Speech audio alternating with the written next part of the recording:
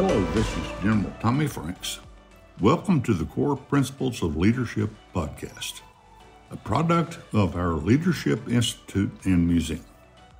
It's my distinct pleasure to welcome you to this unique experience where once a month we invite some of our world's most interesting people from a variety of different industries and backgrounds to share their experience and to give us some insight into how we can develop as better leaders. We'll ask tough questions and provide ideas on how we can work together to find common objectives that don't require compromise of our individual values. Enjoy the podcast, and remember, leaders are not born, they're developed.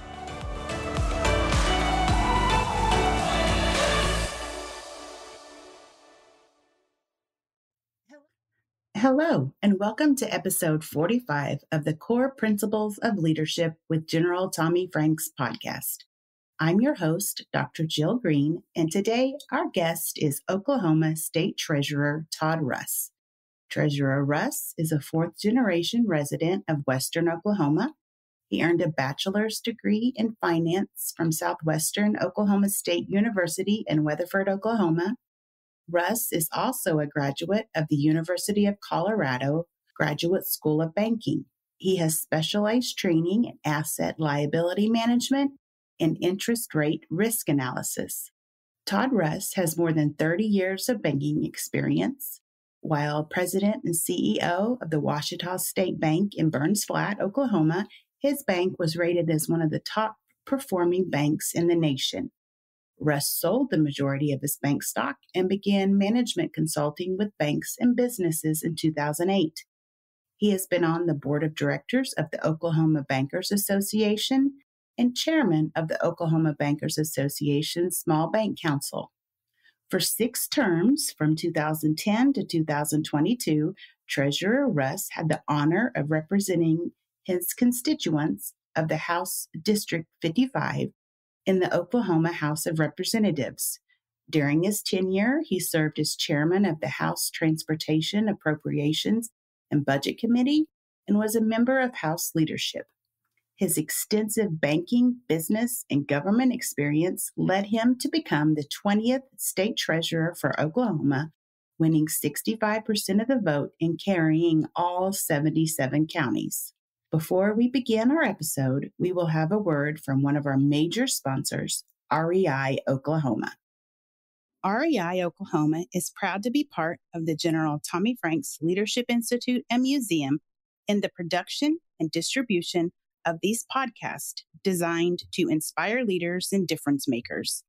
At REI Oklahoma, we have been working with small business leaders, entrepreneurs, and people who are driven to succeed for years.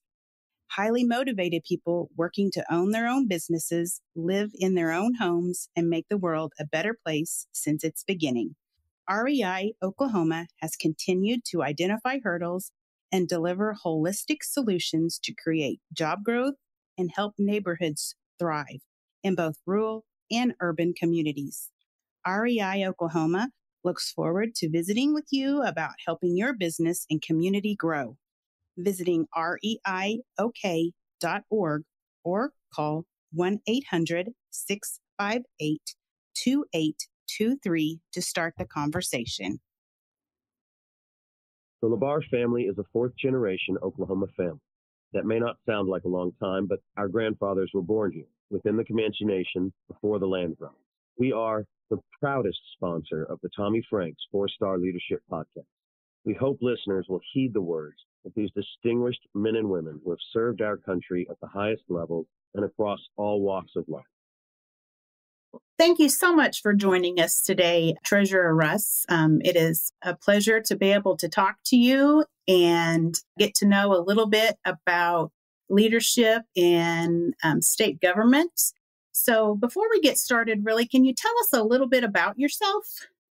Sure. Yeah. Thank you for inviting me on, and I'm thrilled to get to be on your podcast. And you probably know I'm a Western Oklahoma guy, just north of you a little bit. I live in Cordell, and my family lives in Hobart. And grew up in Southwest Oklahoma, fourth or fifth generation Oklahoma.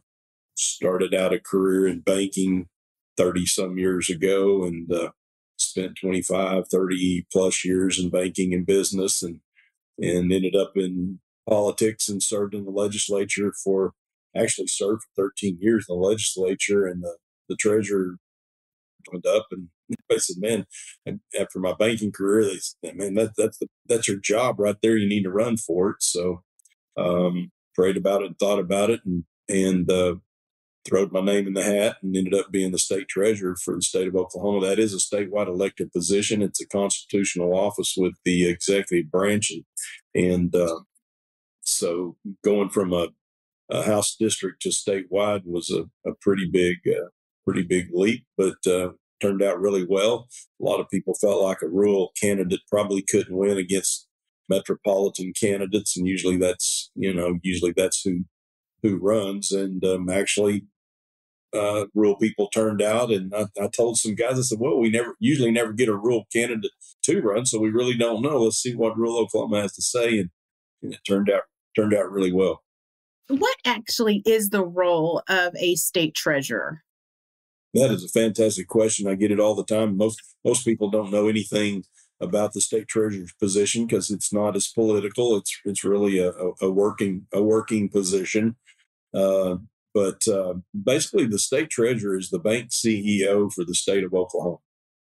We manage all the deposits and the funding for the state of Oklahoma. That's the simplest way to put it. Although at the state level, in this role at the Capitol, it's a lot more complicated than that, because not only am I the state treasurer, by constitutionally, I sit on 10 different boards. I sit on the Board of Equalization with the governor, the lieutenant governor, the AG, the state auditor, a couple of treasurer, secretary positions on that too. And I'm actually the governor chairs the Board of Equalization. I'm the secretary. So that board actually certifies the revenue for the legislature. We don't appropriate any money. That board doesn't, and the state treasurer doesn't appropriate any money. But we do certify the budget that the legislature gets to work. They appropriate it and kind of parlay it out to where it goes. And but I sit on 10 different boards. I chair about 3 or 4 of those boards. I'm in another office role in some of them. I'm just a member on the board. But the treasurer is a very busy position. Like I said, it's generally not as political, but it is a very busy role that requires me to be lots of places at lots of different times. The Treasury also has the unclaimed property division of the state. That's a whole additional division uptown from the Capitol, where we house the unclaimed property division and have several employees there. And we manage all of, you might say that we're the lost and found bin for the state of Oklahoma. We don't hold any real estate, but anything else, usually it's where, it's been abandoned or they can't find the rightful owner for things like maybe a life insurance policy or mineral rights or payments, different types of payments, leftover payroll checks that didn't get cashed. And then there's hundreds of safe deposit boxes that we get each year. And you say, how does that happen? But someone may die and nobody is left to claim it. Maybe the estate was in disarray and they couldn't get it worked out or don't know where the rightful owners and heirs would be. So the banks have to send that to the state treasurer's unclaimed property division. And then we go through and try. First of all, we have to audit it, document what we have. And then we have to find the rightful owners for that. So when we get a safe deposit box, you can only imagine some of the things we end up coming up with. I mean, we get stuff from gold coins and silver to watches, to guns, to fine china, jewelry, glass rings, all kinds of stuff. Wow. And we have large vaults that we keep that in. And so those are some of the things that the state treasurer does. And beside that, we're over all of the debt management for the state. We oversee the issuance of bonds. Like if you see ODOT issuing bonds for roads and bridges or capital improvements and those kind of things, the treasurer's office is kind of the back office to process and handle and place all of those types of things as well. So it's a very exciting, interesting position. I'm managing about a $17 billion portfolio of cash that we place in different places. As the bank CEO, just like if I was in my bank, I would have to figure out what my cash flow needs would be and how much money do I need next week and how much will I need a month from now and 6 months from now and a year from now. And then I park all that billions of dollars into tranches. So it's making me the most money that I could make while I'm waiting on people to use it. It's interesting. When I came in, the portfolio had made about 35 to $50 million a year. And I don't mean to sound like I'm bragging, but we actually made $377 million last year. Wow. For some of a lot of it was the trends in the economy. We made some changes and I brought in, we went on a Bloomberg platform, which is kind of a more nimble, the latest, greatest technology, and did some things. So it's been really fun as the new treasurer in the last couple of years. We've had some huge wins in the treasury. Very nice. So you have said that you've worked in the private sector and the government sector. So within those, what is the biggest difference in leadership in leading into those different sectors? Well, the leadership role's not that different. The expectations are very different because when you come from a private sector, you are just, I personally, as a person and as a professional, I'm highly driven mostly by results. I don't need any, excuses or really frustrating and challenges to red tape and bureaucracies and the long road instead of the short road. That's really frustrating for a free market private sector guy coming into the public sector or the state government. And it's a very, very methodical, redundant, multi-process experience when you're dealing with government because everything has to have multiple checks and balances and those kinds of things. And that's not all bad, but because you definitely want to be good stewards of the people's money and what they expect. But for a private sector guy that's just running off of performance, you have to make some real adjustments in lots of ways. But the leadership role is really a lot the same. I mean, to me, leadership is something that you really have to develop. You learn that comes with experience. I mean, you just don't walk in and start managing 50, 75 people in 5 or 6 or 10 or 12 different departments if you haven't kind of worked your way up to having a feel. And it's kind of an intuitive thing to have a feel for people, understand kind of their situation, see it from their perspective, understanding their challenges, and most of all, valuing them. I mean, you have to value people. And unless you do, you don't pause and think about where they're coming from when challenges or difficulties or even mistakes or even bad things happen. You can overreact if you don't have that personal value for people and personnel and those kinds of things. Like you've said, you're an elected official, but I can imagine that you have staff that fall under you that have probably served under several different treasurers. So as a seasoned leader, you're coming into a new role.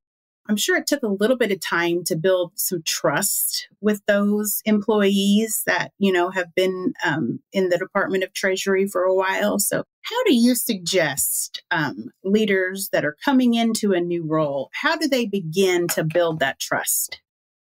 You're on to one of the most important things because certainly coming in as a new person, I don't care what your resume looks like. When you're the new guy coming in, you have to earn that respect and trust. And I probably should say trust and respect in that order because they have to know they can trust you before they respect you, and you have to earn that. And frustrating is it just takes some time. me until they understand where I'm coming from, or the new guy coming in is coming from, and kind of size up their priorities and emphasis and those kinds of things. It takes a little bit of time, and a good leader will come in and try to engage and be very deliberate about developing those connections and relationships. You'd mentioned I probably had a great staff coming in. I did have some great staff people, but ironically, 2 weeks before I was sworn into the office, the what I'd say the legacy deputy treasurer that had been here for probably nearly 30 years, a transition, the last at least 2 or 3 deputy treasurers coming into the role, which is really important. That person took a new job and left the treasury about 2 weeks before I got sworn in. So I was limping along that situation, and unfortunately, I recovered well and and managed to reassemble some key people, and had still had some good depth on the bench as far as some of the department oversights, and we made some big changes when I came. I mean, we kind of moved things around, had to because of that. That's a huge void to have to fill, but we were able to reposition people that were absolutely fantastic people, brought in some key people. And honestly, coming from a banking background and being a bank CEO prior to me being in this role was the perfect fit. I mean, and having 13 years in the legislature in addition to a banking career was just ideal. So managing that, I remember years ago in my banking career, I came in, was recruited in to take over a bank, and the president called me in the second day I was there, and he said, and I was the executive vice president when I came in. He called me in and said, "I've got good news and bad news. Which do you want first?" And I said, "Well," he said, "No, I'll take that back. All I've got is bad news." He said, "I'm going to be leaving, and I'm probably the good news. The bad news is I'm taking your secretary with me, the commercial secretary, executive secretary for the bank." So I've been there. I understand, and I look back on those real life experiences and how I survived those, and how I managed to still be successful with those types of challenges in my life, and made it a fantastic transition for me here. We put people in the right places, found great talent, made some changes that you had mentioned. Coming from a banking background, and I would say the Treasury was in no problems. It was well run, but the last 2 or 3 treasurers over the last 20 years or so, they didn't come from a bank CEO background. They had finance and econ backgrounds, and they did a solid job. But when I got here as a bank CEO, having that experience, I just intuitively started seeing things that kind of jumped out at me. So we went in and we started looking at things, repricing, talking to people, bringing people in. I had one bank that had been giving us credits on a $350 million account that was sitting out there, and they were giving us credits, but they weren't paying me any interest on that account. And it had been that way for probably 20 years. And so, I called them in and visited with them and told them, "Guys, you know what I want?" And they go, "What do you want?" I said, "You know what I want." And they looked at each other and said, "We've got a banker in the house. You're wanting some cash, aren't you?" I said, "Yeah, I want cash." And so that conversation turned into more than $3 million for the state of Oklahoma that would have never been provided. We had another situation where a custodial account had been handling some of our unclaimed property securities business, and had millions and millions of dollars of securities that they were handling, probably a $500 million or more, and looked at their numbers, and they were handling the job. But on the side, it's kind of like making sausage. You don't let anything go to waste. While that money's sitting there, make me some money until we use it. While those securities are sitting there, make sure they're still creating value for the owners of those, if it's unclaimed property or those kinds of things. And they were saying, they were trying to make money, and they were making us $350,000, $400,000, $500,000 a year, kind of a little sweetener bonus. But the truth is, there's a whole world out there that makes money with securities that nobody really knew about. And so we called in some of the big boys that really were serious about the securities business. We turned that $350,000 into $7 million the next year. And it's probably going to be $12 million in the next year. So those are just little wins that I've had along the way that's just been really great. And I could name you 3 or 4 other multi-million-dollar events. And, there's ways of value for the state of Oklahoma can come in 2 ways. It can come by making money, and it can come by saving money. And some of the features that we found that they were charging us for, we went out and repriced them, and services they were charging us $250,000 a year for, we'd beat those prices by 75,000, 100,000, 150,000, 300,000. And they might have been charging that for the last 10 plus years that we could have been saving money. So for a guy like me, it's been absolutely the most exciting thing. And hopefully, for the people in the state of Oklahoma, they'll probably never know, but I can look back and feel like I've really had an opportunity to come in and lend my expertise and experience in the best interest of Oklahoma. Hello, this is Dr. Jill Green with the General Tommy Franks Leadership Institute and Museum. I would like to tell you about one of our partner sponsors, Justin Krieger. He has worked as an independent insurance agent at Krieger Insurance Agency in his hometown of Hobart, Oklahoma since 1999. Justin is honored to help with our annual Celebration of Freedom event and has served on the board of directors for the General Tommy Franks Leadership Institute and Museum for many years. He is a 5th-generation farmer and rancher in Kiowa County, where cattle, crops, and even insurance is sold with a handshake. Give him a call at 580-726-3076 or stop by the office and speak with Justin, Denise Reeves, or Wendy Block about your insurance needs. Krieger Insurance is thankful for their loyal customers and friends who have supported them through the years and look forward to earning your business as well. Justin feels honored to live in such a great country, and he is proud to be a sponsor of the Core Principles of Leadership podcast. Please enjoy the rest of this podcast experience brought to you by your friends at Krieger Insurance Agency. I'm sure that the state, it will show in improvements and in things that come around the state. So in the banking world, trust may be one of the most important qualities that a customer desires when they're choosing a bank, someone to, when it comes to money, trusting and how you handle their money. So also as part of your past, you've worked with banks and companies that have had to address issues. So when banks have issues and you're helping them, address those, how do businesses or customers or leaders begin to build that trust back? The short answer is it is really, really hard. I mean, it's kind of like credit. It takes years to build it, and you can lose it in overnight almost. And trust is a lot the same way. And it's unfortunate, but you've just got to really be aggressive and I would say, even though it's hard and it takes time and it can be done, it has to be done if you're going to be successful. But one of the most important things I think in a case like that, and I've been brought into some of those, and I would tell anybody in that situation, the secret is your call is not to meet their expectations. At that point, you have to exceed their expectations. You've got to give more than what they expect.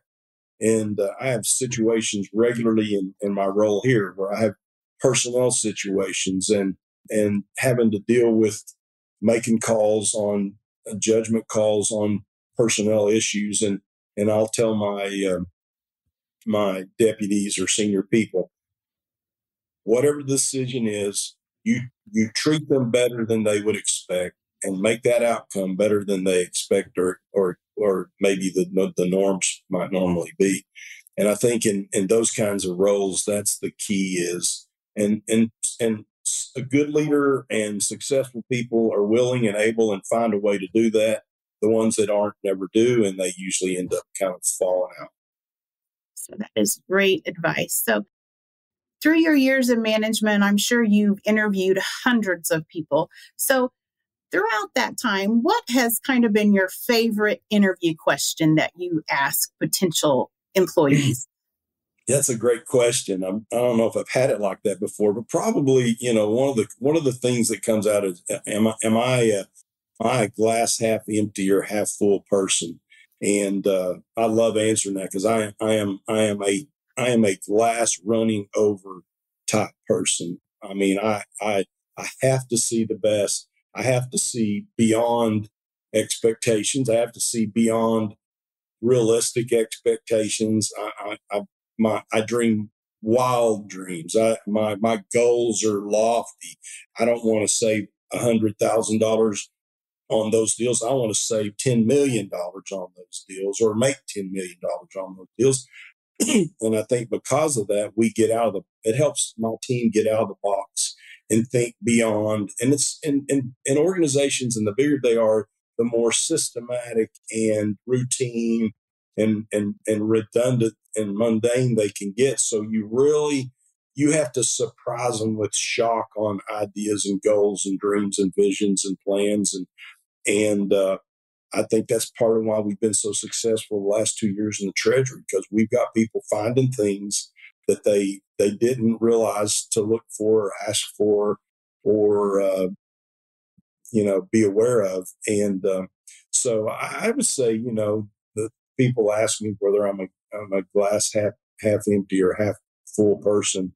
I'm definitely a glass half full person. So that is funny that you say that, because we talk to the students, and I always tell them that you can always identify great leaders, because when they're talking about situations, people will, they have these successes, and they've done a great job, and leaders, great leaders come along, and they congratulate you on the successes, but they always follow up with but if we could do so and so, it could be that much better, or well, if we do it this way, we can improve it and so leaders are always the ones that are sitting back and thinking about how to make improvements to make something even better. Absolutely. That's right. Yeah. So as leaders, everyone has setbacks in life, and those we learn more from our setbacks most of the time than we do our successes. Can you talk about a setback in your career that you've maybe learned the most from? Oh, wow. Setbacks. I mean, I have some kind of setback every week probably, but I remember when I was really young, 20, 30 years old, something like that. First of all, when I graduated high school and was trying to get in and through college, the economy absolutely fell on its face, and Oklahoma was on the bottom of the pile in the 80, 85, 86, and 92 and 93. I mean, we had banks closing everywhere. We know. I mean, in my little community of Cordell, at one time we had 5 financial institutions. There were 2 S&Ls that had failed. Within the next 2 or 3 years, every bank in my community failed. Fortunately, they stood up branches and are very functional today. But for 10 years of my early years, I didn't know any different. I just thought life was, you just have to kill every day to eat. I mean, it was grinding it out, making a dollar, working hard, not expecting to have a whole lot more than everybody else for a while, and just work hard. So, there was an incredible impression for me early on in my life.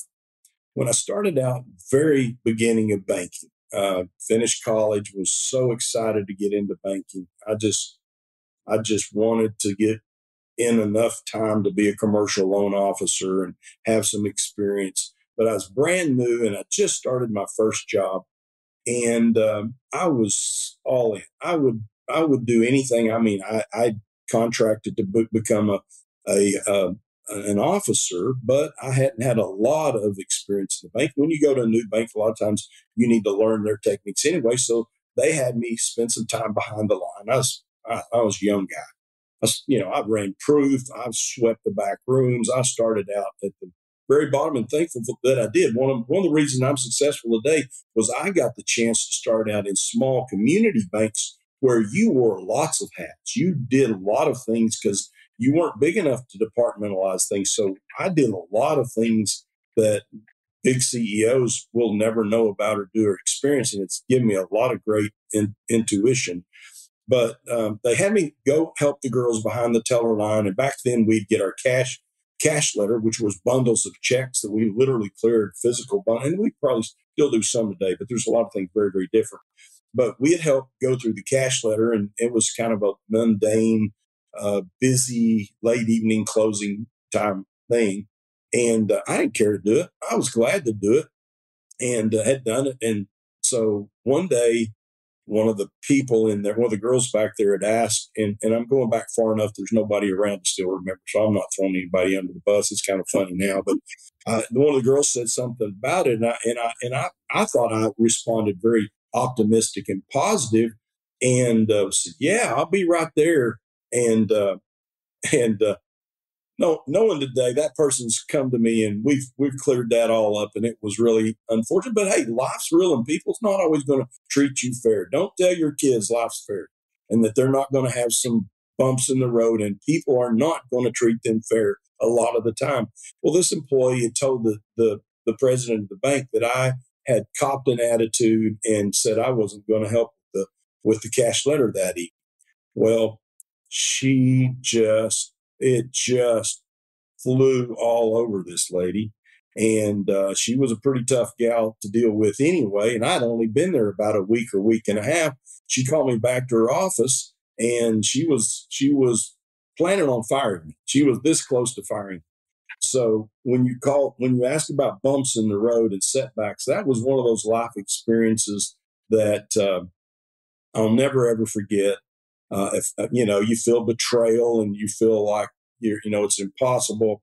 And this employee had been around for a long, long time, so this lady wasn't going to take my word over this employee's word. And I had some serious appealing to the president that I was having to do, but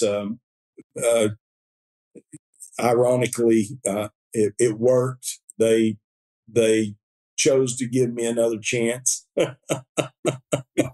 It was completely out of context and sad that it happened because my heart was certainly in the game. And before it was over, that was one of the big success stories of my life.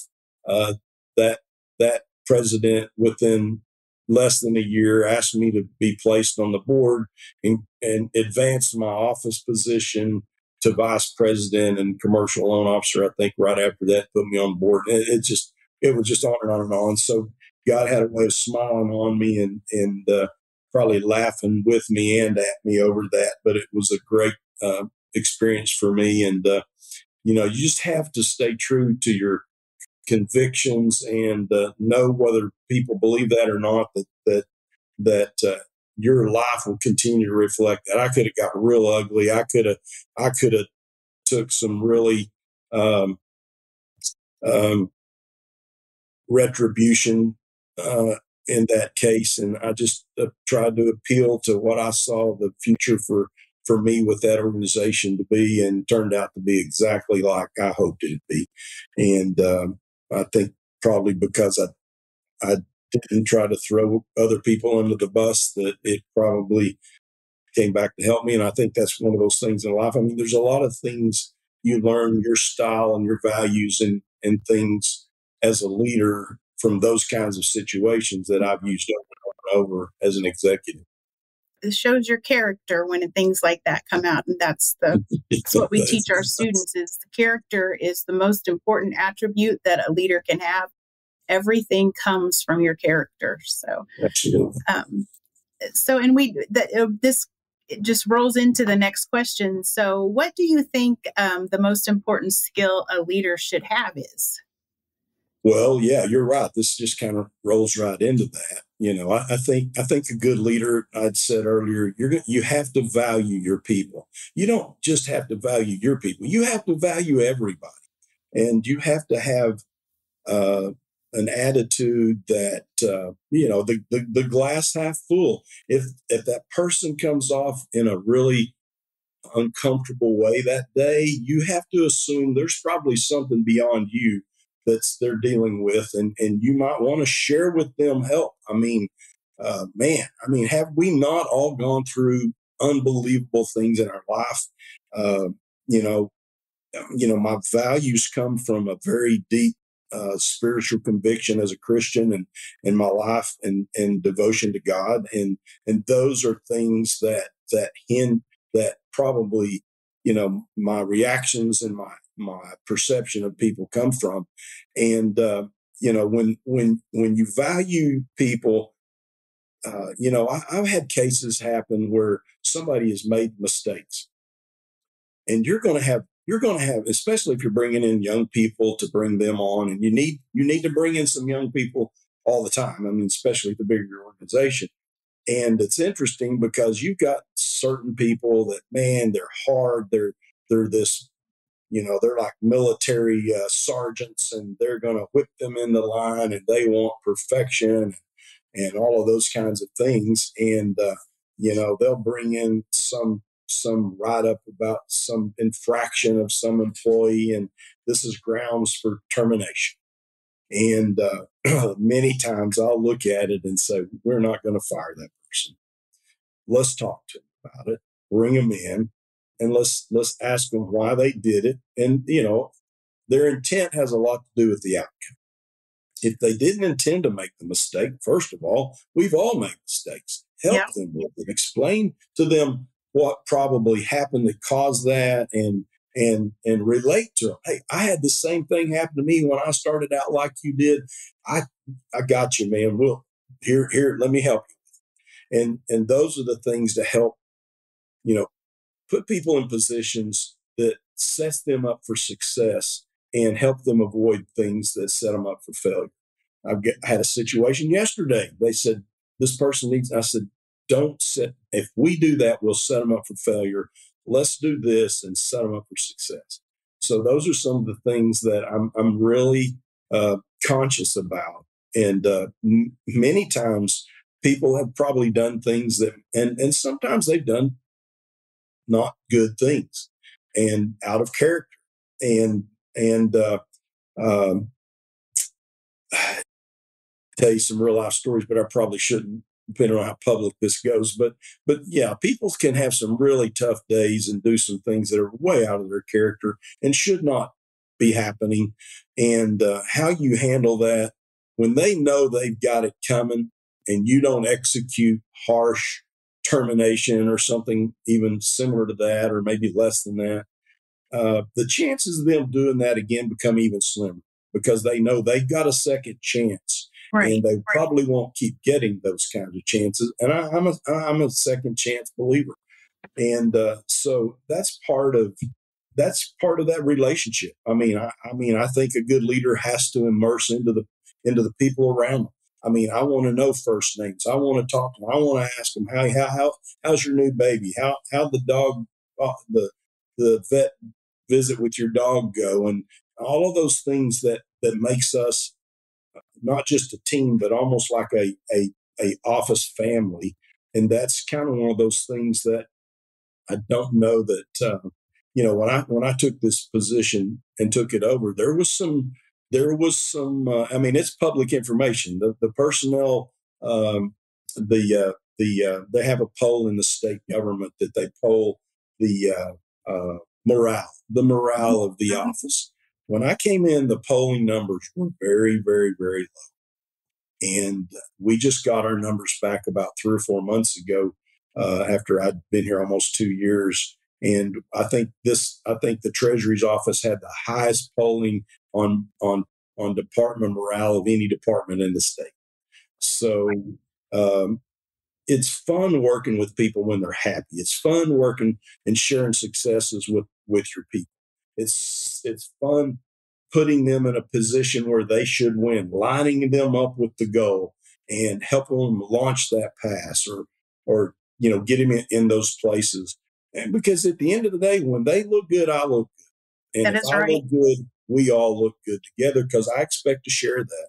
And I think that's part of what makes good leaders and gives great outcomes. And that's how I would share that and that question. We all have leaders that we look up to. And so what's the greatest lesson that you've learned from a leader that you've looked up to? That's a great question. And it's hard to really say exactly what that be because, integrity, godly values, those are so important in any person's life. But I think of one person that probably I would use the word mentoring. He mentored me early in my financial career, and it was interesting because I was kind of the junior kid in the room, you might say, or in the bank. And the president, he wasn't even the president; he was now the chairman of the board, and his son was running the bank, and he was the senior guy. And he would go up to the third floor office suite in his office and be the chairman of the board, which means he didn't do much but just look over things and evaluate reports and those things. But he'd call me up every now and then. He'd call me up, Todd, you got a minute? Come up. And he would share with me things that he just professionally felt like a new kid coming up ought to know. And we'd talk about certain reports, and I'd ask him about reports that nobody else wanted to do, nobody else knew about. I knew he was doing some of those reports, and his experience, certainly he knew them. And he would teach me how to do those reports, not because it was really part of my role, because I asked him to, and he was willing to take the time to mentor me and invest in me. And that was one of the best things that probably ever happened in my career. One of them, I've had a lot, but that was so important to me. And so mentorship is such a big deal for people that are good leaders or leaders that care about the next generations and future leaders and what they can offer. I always close our podcasts and I ask every guest the same question to close out our podcast. So if you could give your 18-year-old self a piece of advice, what would that be? Oh, well, I've had 3 of those, and I hope this was the advice I gave them. I think it was. They've been outstanding. First, the advice I'd give them was, first and foremost, keep God first. That may be kind of biased, but when you line up with those values that come from that, it keeps you out of a lot of brokenness and sadness. Keep God first and dream really, really big. Dream big. Dream big. That's right. So it's great advice for all of us. So, sir, I appreciate your time today and your leadership in our state and everything that you do. And probably don't know, but I live in Cordell too. So if I ever see you around, I'll give you a wave. So we moved there. We need a fist bump. That's right. We need to. Yeah, fantastic. We moved there from northern Oklahoma when I took this position. So I'm fairly new to Southwest Oklahoma, but it's quickly when I was a become legislator, you may or may not know, but in my legislative role, I had Hobart as part of my district and was very involved in the Tommy Franks mission and his museum and his role and knowing him and leadership and a lot of the great leaders around Cordell and Southwest Oklahoma. And I kind of lost track, and I'm glad to get to meet you and see you, and I appreciate what you're doing and think it's just absolutely fantastic. Right. Well, with that, we're going to close it out. And let me. Okay, thanks, Jim. Thank you again to REI Oklahoma for making this podcast possible. For nearly 40 years, the board, staff, patrons, and supporters of the nonprofit economic development REI Oklahoma have been committed to expanding Oklahoma's economic prosperity, earning the reputation of being one of the most comprehensive economic development organizations in the country. Business lines, training workshops, business consulting, and networking opportunities, as well as technical assistance and even commercial business space are made available to Oklahoma entrepreneurs and small businesses. For low and moderate income individuals and families, down payment and/or closing cost assistance is offered. Learn more at reiok.org.